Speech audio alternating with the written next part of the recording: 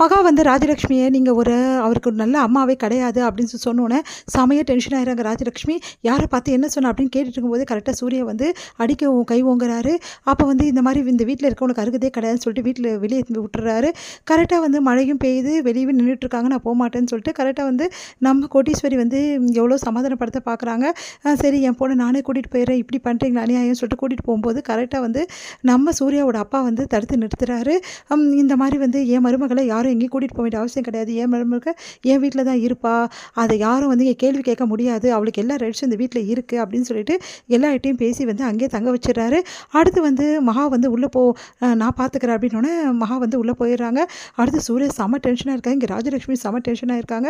உடனே ராஜலட்சுமி வந்து அவங்க வீட்டுக்காரை பார்த்து கேட்குறாங்க, ஏன் இப்படிலாம் பண்ணீங்க, அவள் என்ன பேச்சு பேசினா தெரியுமா, அந்த மாதிரி மோசமாக பேசியிருக்கா, அவளை வந்து வீட்டில் இருக்க சொல்கிறீங்க, இதெல்லாம் நியாயமா, என் பையனை வேலை செய்ய வச்சா தெரியுமா, அதுவும் வந்து மண்ணில், ஏன் மண்ணில் வேலை செய்யக்கூடாதா உன் பையன் பெரிய ஆளா, எவ்வளோ பெரிய கம்பெனி ஓனர், அதெல்லாம் என் அப்பா கொடுத்தது புரியுதா, மற்றபடியே அவன் வந்து சாதாரண ஆள் தான், மகா எப்படியோ அவனும் அப்படி தான், அதனால் வேலை செஞ்சால் தப்பே கிடையாது, அவனும் நல்லது கெட்டதெல்லாம் தெரிஞ்சுக்கிட்டோம், ஒன்றும் பிரச்சனை கிடையாது அப்படின்னமா சொல்கிறாரு.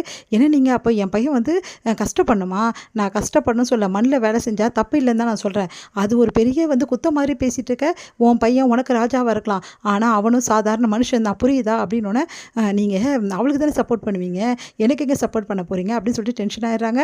இங்கே வந்து என்ன பண்ணுறாங்க, நம்ம மகா அப்படியே வந்து மனசு கஷ்டமாக இருக்கா அவங்களுக்கு, அப்படியே போய் தண்ணியில் வந்து ஷவரில் ஓப்பன் பண்ணி அப்படியே வந்து நின்றுட்டுருக்காங்க. அப்படியே வந்து அவங்க மேலே தண்ணி கொட்டுது, கொஞ்சம் நேரம் மனசு அப்படியே ரிலாக்ஸாக நிற்கிறாங்க. அடுத்து வெளியே வராங்க, பார்த்தா சூர்யா கிட்டே பேசலாம் அப்படின்னு சொல்லிட்டு வராங்க. ஆனால் சூர்யா வந்து அவங்கள பார்த்துட்டு செமையாக டென்ஷன் ஆகி மகாவை அப்படியே வந்து அந்த தாப்பாலே வந்து கையை போட்டு இடிச்சுக்கிறாரு, ரத்தமாக கொட்டுது. மகா வந்து ஏங்க இப்படிலாம் பண்ணுறீங்க அப்படின்னு சொல்லிட்டு கிட்ட போய் தொலை பார்க்குறாங்க. அவ்வளோதான் உனக்கு அப்படி சொல்லிட்டு போயிடுறாரு. உடனே வந்து பேசவே மாட்டேங்கிறாரு, என்னை மன்னிக்கவே மாட்டேங்கிறாரு அப்படி சொல்லிட்டு மனசு கஷ்டப்படுறாங்க. அடுத்து வந்து சரி ஓகேன்னு சொல்லிட்டு ராஜலட்சுமியை வந்து பார்க்கறதுக்காக போகிறாங்க. ராஜலட்சுமி கிட்ட மன்னிப்பும் கேட்குறாங்க. அப்போ ராஜலட்சுமி சொல்கிறாங்க, உன்னை மாதிரி ஆளுலாம் என் ரூமுக்கு வரவே கூடாது, உன்னை யார் என் ரூமுக்கு வர சொன்னால், உனக்கு யார் இது அதிகாரம் கொடுத்தது அப்படின்னோடனே, இந்த ரூமும் இந்த வீட்டில் தான் இருக்குது, இந்த வீட்டிலேயே என்னை அலோவ் பண்ணிட்டாங்க, இதில் என்ன தப்பு இருக்குது அப்படின்னு சொல்லிட்டு கேட்குறாங்க. தப்பு இல்லையா, என்னை பார்த்து பேசுறதுக்கு உனக்கு என்ன வந்து ரைட்ஸ் இருக்குது, நீ எல்லாம் ஒரு ஆளா, உன்னெல்லாம் நான் புழு ஒரு கேவலமாக பார்க்குறேன் அப்படின்ற மாதிரி சொல்கிறாங்க. இங்கே பாருங்கள் இந்த மாதிரிலாம் பேசாதீங்க அப்படின்னோன்னா, நான் அப்படி தான் பேசுவேன், என் காரணம் கொண்டும் எந்த நாளையும் வந்து என் பையன் உன்னை வந்து பொண்டாட்டியை ஏற்றுக்க மாட்டான், நானும் உன்னை மருமகளை ஏற்றுக்க மாட்டேன் புரியுதா அப்படின்றாங்க.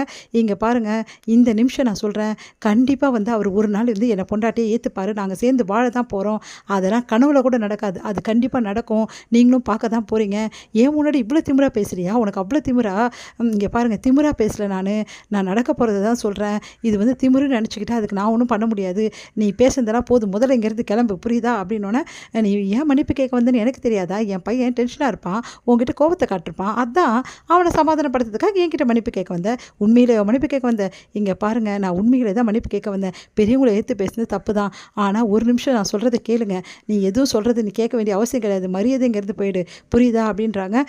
இங்கே பாருங்கள் ஒரு நாள் நீங்கள் கண்டிப்பாக புரிஞ்சுப்பீங்க, அப்போ வருத்தப்படுவீங்க அப்படின்னு சொல்லிட்டு மகா அங்கேருந்து வராங்க. அக்காவை நினச்சி அவங்க அம்மா அப்பா வந்து மனசு கஷ்டப்படுறாங்க. நீங்கள் எதுக்கு அக்காவை விட்டுட்டு வந்தீங்க அப்படின்னு சொல்லிட்டு பிரபா வந்து டென்ஷன் ஆயிடுறாங்க. இதோட முடியுது.